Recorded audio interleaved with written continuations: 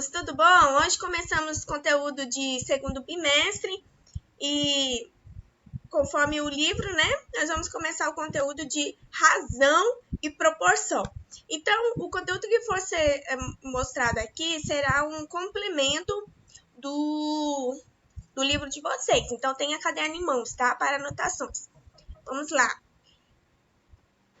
O que nós iremos ver nesse segundo bimestre? São conteúdos novos que vocês ainda não viram, então vocês precisam ter bastante calma, tá bom?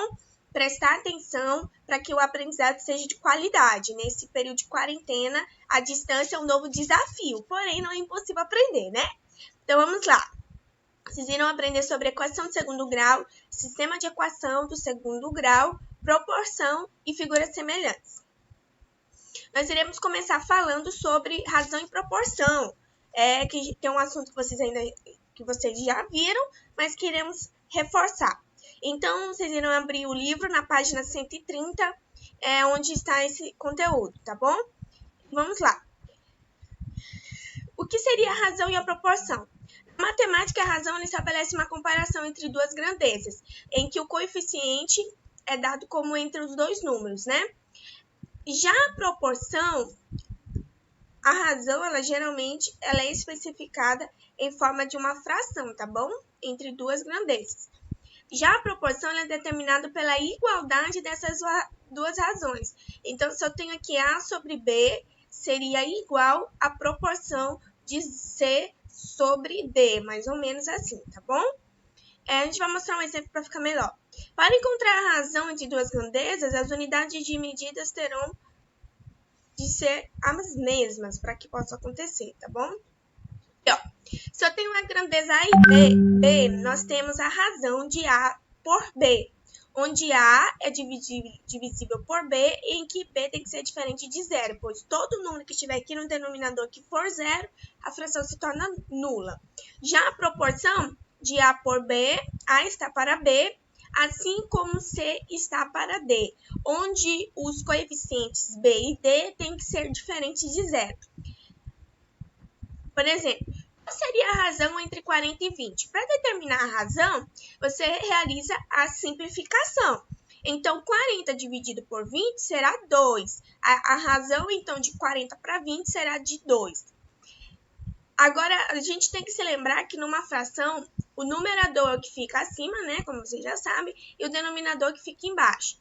Então, se o denominador for igual a 100, nós temos uma razão tipo porcentagem, que também é chamada de razão centesimal. Exemplo, se eu tenho 30%, eu quero transformar em razão, seria 30 divisível por 100. 30 dividido por 100 dá o resultado de 0,30. Além disso, nas razões, o coeficiente está localizado acima, é chamado de antecedente, enquanto de baixo é chamado de consequente. Então, tem também esse nome, tá bom? Por exemplo, se nós temos aqui essa fração, ele quer saber o valor de x. Nesse caso aqui, nós vamos ter que fazer o cálculo do meio pelos extremos para calcular a razão. 1 está para 3, assim como 12 está para x. Vamos aprender como é que se lê, tá bom? 1 está para 3, a igualdade vai se ler assim, está para, assim como 12 está para x. Repetindo, 1 está para 3, assim como 12 está para x. Aí a gente vai multiplicar meio pelos extremos. 1 vezes x, x. 13 vezes 2, 36. Então, quando nós temos três valores, a gente pode descobrir o quarto, quando a gente pode descobrir o quarto, é também chamado de quarta proporcional.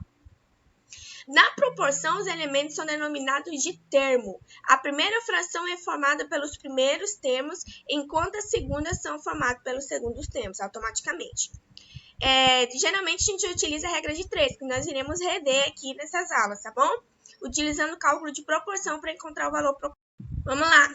O produto dos meios é igual ao produto dos extremos. Por exemplo, A vezes D é igual a B vezes C, que essa é a propriedade denominada multiplicação cruzada. Então, a gente é possível também trocar os extremos e os meios de lugar. Por exemplo, A sobre B, A está para B, assim como C está para D, é equivalente a D está para B, assim como C está para A. Observe aqui, ó, tá vendo o denominador B e D? A gente pode formar uma nova fração aqui, ó, D sobre B e C sobre A. Observe que a gente veio da direita para a esquerda, então as frações têm que ser formadas na mesma sequência. Se nós realizarmos essa multiplicação, ó, meio pelos extremos, D vezes A é igual a C vezes B, ó. A vezes D é igual a B vezes C. Só trocou a ordem, mas o resultado será equivalente. A segunda propriedade da proporção. É possível trocar os extremos e os meios de lugar, como eu acabei de explicar. Essa propriedade diz que se somar os dois termos da primeira razão e dividir pelo primeiro ou pelo segundo termo, irá obter uma razão igual à soma dos dois termos da segunda razão dividida pelo terceiro ou quarto termo. Vamos mostrar o exemplo dessa próxima propriedade. Se nós temos aqui, ó, 3 está para 5, assim como 9 está para 15. Essa propriedade é que se eu pegar o primeiro valor, tá vendo? 3, e repetir ele aqui no denominador, ó, o 3 repetir no denominador, e faz a mesma coisa para o outro lado, o 9 eu repetir no denominador. Esse 5 que está aqui no denominador, eu somei com o numerador, e o 15 eu fiz a mesma coisa. Então, vamos recapitular. Se eu pegar 3 mais 5 e repetir o 3, e 9 mais 15 e repetir o 9, essa fração, elas serão uma proporção. Assim como tem o segundo modo.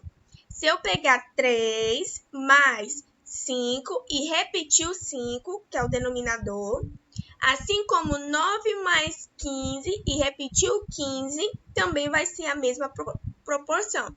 Ou seja, elas estão formando duas proporções iguais entre si. Então, se eu repetir a soma dos dois termos da segunda razão dividida pelo terceiro ou pelo quarto termo, vai continuar sendo uma proporção e não irá afetar no resultado final, tá?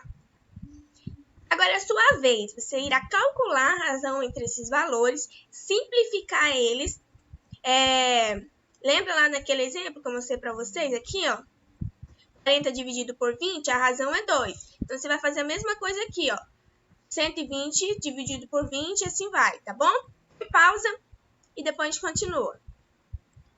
Agora vamos lá. O resultado tem que ser esse, tá bom? O resultado da razão tem que dar 6, 23, 11, 51. Mais uma. Qual das proporções abaixo são iguais à razão entre 4 e 6? Ou seja, você vai fazer a divisão, a simplificação de 4 e 6, né? Quanto vai dar? Põe pausa, escreva no seu caderno e aí a gente continua. Ok, vamos lá. A simplificação ele tem que realizar e aí nós iremos obter o resultado. 4 simplificado por 2 dá 2 e 6 simplificado por 2 dá 3. Então, pronto, a razão de 4 dividido por 6 será 2/3. Ok, na próxima aula nós iremos estudar sobre números proporcionais da página 134 e 137. No mais, realize a atividade que eu vou deixar aí na plataforma para vocês, tá? Então é isso e até a próxima aula, se Deus quiser. Tchau, tchau!